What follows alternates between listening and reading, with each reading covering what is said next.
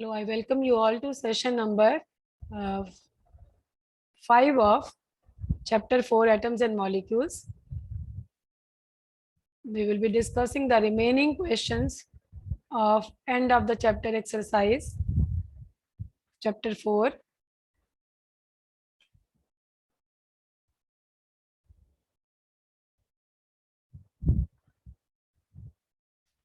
So from question number 10 we will start.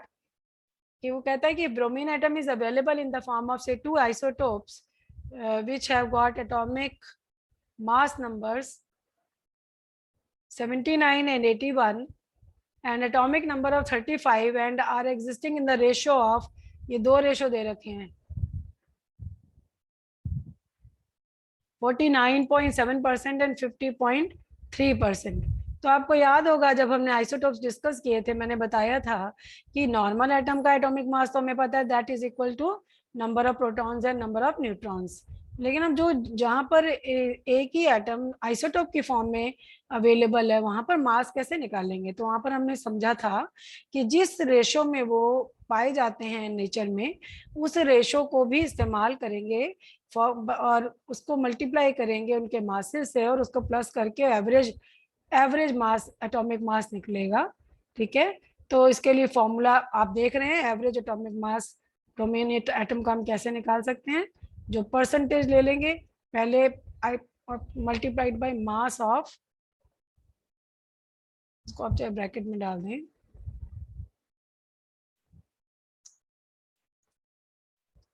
Percentage multiplied by mass of isotope 1 plus percentage multiplied by mass of isotope 2. ठीक है, मैं repeat कर रही हूँ. पहले आइसोटोप का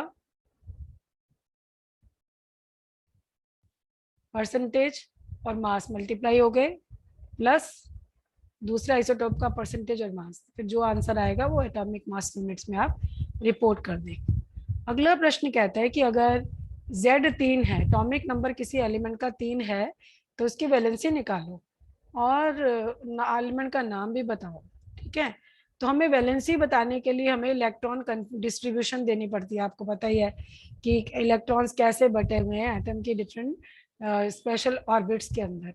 तो हमें पता है बोर और बरी ने ये शेल्स के भरने का एक रूल्स बताए थे कुछ. उसके हिसाब से के शेल में मैक्सिमम 2 इलेक्ट्रॉन जा सकते हैं. तो हम हमेशा उसी से शुरू करते हैं. तो हम के शेल में कितने भेज देंगे, इसके 2 इलेक्ट्रॉन भेज देंगे, 2 आ गए. अब एल शेल में जाएंगे तो 3 में से 2 तो चले गए, 1 ही बचा है. एल शेल में कितना जाएगा, 1 इलेक्ट्रॉन जाएगा. एल शेल इसकी सबसे बाहर की शेल है तो इसके आउटर मोस्ट शेल में नंबर ऑफ इलेक्ट्रॉन्स कितने हैं, 1 है. तो इसकी वैलेंसी कितनी होगी, 1 होगी. और ये कौन सा एलिमेंट है, लिथियम है. अगला क्वेश्चन है कि दो मान लीजिए एटम है एक्स और वाई, तो इनके न्यूक्लियस की हमें कंपोजिशन दी हुई है. तो वो कह रहे हैं कि ये मैं कंपोजिशन तुम्हें बता रहा हूँ और उसके आगे आपने इनमें रिलेशन बताना है. इन दोनों एलिमेंट्स में क्या रिलेशन है ये बताना है आपने. ठीक है, तो देखिए स्टडी करते हैं. ये दिया हुआ है प्रोटॉन और न्यूट्रॉन, ये 2 दी हुई हैं, बाकी हमने निकाली है 2. देखिए इसके प्रोटॉन एक्स के 6 प्रोटॉन है और न्यूट्रॉन है 6. एटॉमिक नंबर बराबर किसके होता है आपको पता है, नंबर ऑफ प्रोटॉन्स के बराबर. तो यहाँ 6 लिख दिया हमने. ठीक है, अब एटॉमिक मास की बारी करें तो वो किस किस के बराबर होता है, प्रोटॉन जमा न्यूट्रॉन के. 6 प्रोटॉन है 6 न्यूट्रॉन है तो 6 जमा 6 12 हो गए. अब हम वाई एटम की बात करें, प्रोटॉन 6 है न्यूट्रॉन 8 है. ठीक है, तो 6 प्रोटॉन है तो एटॉमिक नंबर 6 हो गया और मास कितना हो गया, 6 जमा 8 14 हो गया. अब आप देख रहे हैं दोनों का एटॉमिक नंबर तो 6 आया है लेकिन मास एक का 12 एक का 14. तो यानी कि दोनों का एटॉमिक मास अलग है, एटॉमिक नंबर सेम है. जब एटॉमिक नंबर सेम होता है और एटॉमिक मास अलग होता है तो वो क्या होते हैं, they are called as isotopes of same element. तो यही उसने हमसे पूछा था दोनों में क्या रिलेशन है. तो हमने क्या रिलेशन बताया, they are isotopes of the same element. अगले क्वेश्चन में हमें बताना है कि ये कौन कौन सी बातें ट्रू है, कौन सी फॉल्स है, कौन सी सच्ची है, कौन सी झूठी है. पहली बात है कि जे थॉमसन ने प्रपोज किया कि जो न्यूक्लियस है एटम का उसमें सिर्फ न्यूक्लियॉन्स होते हैं. न्यूक्लियॉन हमें पता है न्यूट्रॉन और प्रोटॉन दोनों को मिलाकर कहते हैं. तो जो न्यूट्रॉन है वो तो चैडविक ने डिस्कवर किए थे, थॉमसन के बहुत बाद में किया था डिस्कवर, तो इसीलिए ये स्टेटमेंट फॉल्स है। तो इसके आगे देखिए मैंने फॉल्स लिखा है। फिर आगे लिखा है कि एक जो न्यूट्रॉन होता है दैट वो कैसे बनता है, एक इलेक्ट्रॉन और एक प्रोटॉन कंबाइन करते हैं आपस में। कितनी गलत बात है, न्यूट्रॉन इलेक्ट्रॉन और प्रोटॉन के कंबाइन करने से बनता है, ये तो बिल्कुल ये भी फॉल्स है। फिर अगला लिखा है कि इलेक्ट्रॉन का जो मास है वो प्रोटॉन के मास का 2000वां हिस्सा है, ये तो ट्रू है, हम पहले पढ़ चुके हैं। Lastly an isotope of iodine is used to make iodine tincture which is used as a medicine. ये तो गलत है, मेडिसिन में कोई जरूरी थोड़ी है कि हमें एक आइसोटोप ही लेना, ये फॉल्स है। ठीक है, अगला प्रश्न है रदरफोर्ड का alpha particle scattering experiment was responsible for the discovery of, क्या क्या डिस्कवरी के लिए रिस्पांसिबल था? एटॉमिक न्यूक्लियस के लिए, यस, क्योंकि हमें पता है इसने कहा था कि जो पॉजिटिव चार्ज है वो सेंटर में सेंटर्ड होता है, ठीक है ना। तो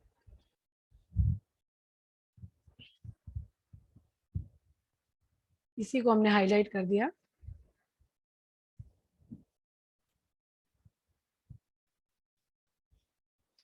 अगला 16 क्वेश्चन है isotope of an element have, इनमें से क्या ट्रू है? सेम फिजिकल प्रॉपर्टीज नहीं, डिफरेंट केमिकल प्रॉपर्टीज नहीं, different number of neutrons yes. क्यों? आइसोटोप की डेफिनेशन एक बार आप अपनी कॉपी खोल के दोबारा देखें, उसमें एटॉमिक नंबर सेम होता है, जो यानी कि नंबर ऑफ प्रोटॉन सेम होते हैं, लेकिन जो नंबर ऑफ न्यूट्रॉन्स अलग होंगे। क्यों? क्योंकि उनका एटॉमिक मास अलग होता है। तो डिफरेंट नंबर ऑफ न्यूट्रॉन्स सही जवाब है। अगला 17 क्वेश्चन आता है number of valency electrons in chloride ion. Chloride ion, अब ये 16, 8, 17, 18, इसमें मैंने 8 को हाईलाइट किया है। कैसे क्यों किया ये मैं आपको बताती हूँ। इसके लिए हम पहले इसके वैलेंसी, इसके इलेक्ट्रॉन कन्फिग्रेशन लिखते हैं। देखिए क्लोरीन का एटॉमिक नंबर कितना है? 17। क्लोराइड आयन कब बनता है? जब वो एक इलेक्ट्रॉन किसी से ले लेगा, तो उसका ले लेगा तो एटॉमिक नंबर उसका 18 हो जाएगा। तो उसकी इलेक्ट्रॉन डिस्ट्रीब्यूशन हम लिखेंगे तो के शेल में 2 चले जाएंगे, एल शेल में मैक्सिमम 8 जा सकते हैं, और एम शेल में 8 जमा 2 10, 17 में से 10 गए, सॉरी 18 में से 10 गए, 8 बचे, तो बचे हुए 8 कहाँ जाएंगे? एम शेल में जाएंगे। और एम शेल इसके क्या है? आउटर मोस्ट शेल है, ठीक है। और आउटर मोस्ट शेल में जो नंबर ऑफ इलेक्ट्रॉन्स होते हैं वही क्या होते हैं? वैलेंसी इलेक्ट्रॉन्स होते हैं। तो वैलेंसी इलेक्ट्रॉन्स इसके कितने होंगे? 8।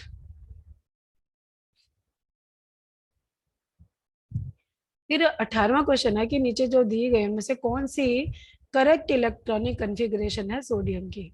इलेक्ट्रॉनिक कन्फिग्रेशन माने डिस्ट्रीब्यूशन ऑफ इलेक्ट्रॉन्स।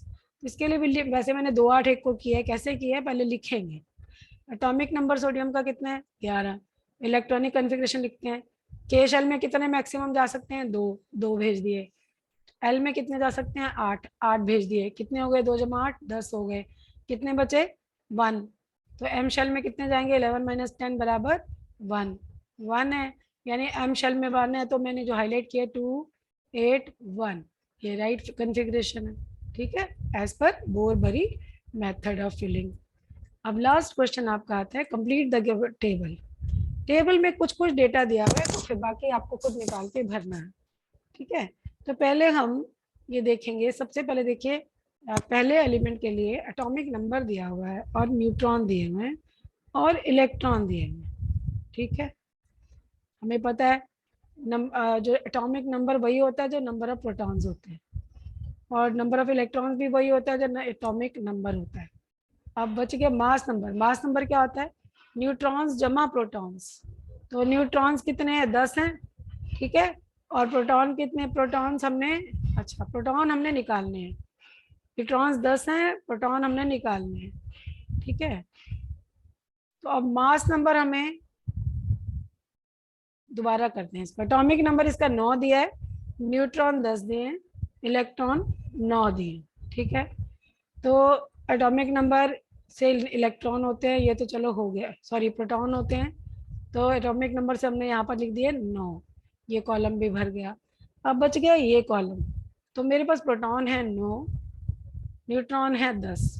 तो इन दोनों को मैं जोड़ दूं तो क्या मिलेगा मुझे? 19 मास नंबर। ये कंप्लीट हो गया।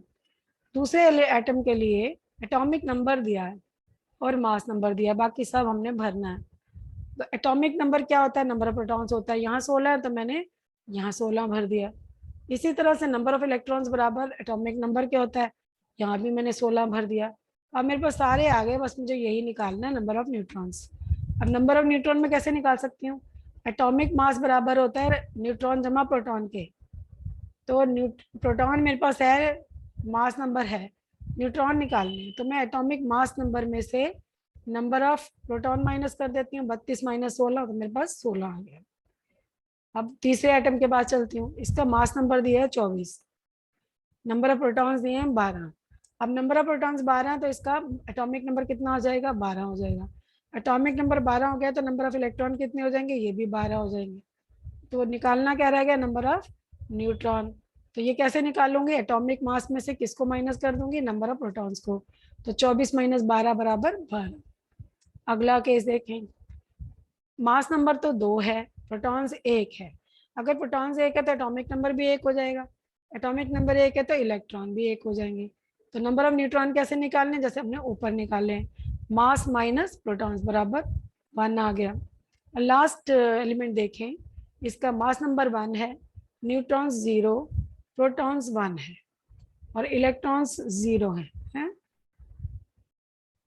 नहीं, इलेक्ट्रॉन 0 कहाँ से आ गए? नहीं,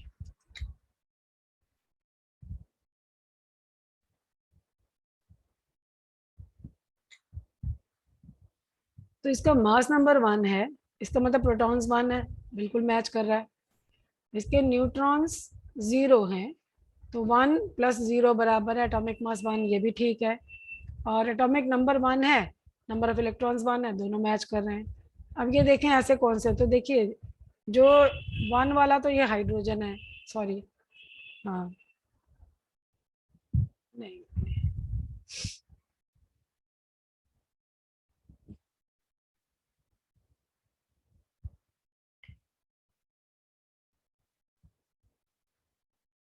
आगे हाइड्रोजन के भी आपको पता है ना कि प्रोटियम, ड्यूटेरियम, ट्रीटियम होते हैं। तो एक मिनट, हाँ